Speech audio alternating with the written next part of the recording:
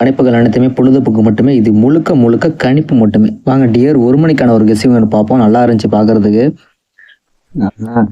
இப்பெல்லாம் அடிப்பான்னு சொல்லி பார்ப்போம். பார்த்தீங்கன்னா ஏ போர்டை மட்டும் எடுத்துக்கும். இது வந்து டெய்லி சாட்டு. டெய்லி சாட்டில் ஒரு 9-0 ஏ போர்டு கரெக்டாக பார்த்தீங்கன்னா ஒரு 1-8 அடிச்சிருப்பான். நல்லா பார்த்துக்கோங்க. 9-0 அதுக்கு ஒரு 1-8 ஏ போர்டு நல்லா பார்த்துக்கோங்க. அது டெய்லி சாட்டில் எடுத்து வச்சது 9-0-1 அப்போ 8 அடிச்சிருக்கான். இப்போ அதே மாதிரி பார்த்தீங்கன்னா இந்த இடத்துட்ட ஒரு 8 ஒரு 0 7 அடிச்சிருக்கான். 8 8 0 7 அடிச்சிருக்கான். இப்போ இந்த இடத்துல என்ன பண்ணிருக்குன்னு பார்த்தீங்கன்னா 9-0-1 அப்போ 2 அடிச்சிருக்குன்னு 2 அடிக்கா மேலே உள்ள நம்பர் தூக்கி அடிச்சிட்டான். இப்போ 8-0-7 கேப்பில் ஒரு 9 ஒரு நம்பர் குறையுது. 9 ஏ போர்டு வந்துச்சுனால் அதுக்கான ஒரு கெஸ்ஸிங் பார்ப்போம். இன்னைக்கு என்னோட கெஸ்ஸிங் பார்த்தீங்கன்னா டியர் 1 மணிக்கா ஷோ கெஸ்ஸிங் பார்த்தீங்கன்னா ஏ போர்டு 9 எடுத்திருக்கேன். அந்த 9 அடித்தா கூட என்ன நம்பர் வரும்னு சொல்லி பார்ப்போம் வாங்க. ரொம்ப சிம்பிளாக தான் அடிச்சிருக்கான், அது பார்ப்போம்.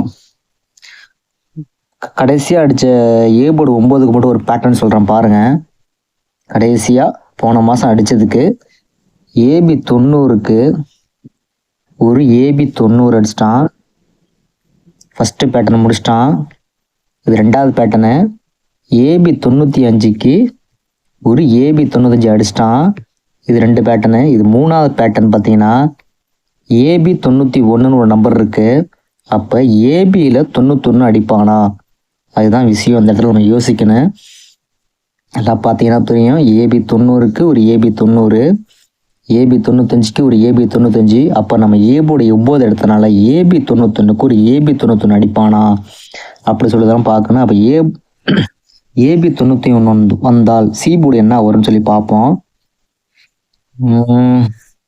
இங்கே ஒரு 6 அடிச்சிருக்கான்.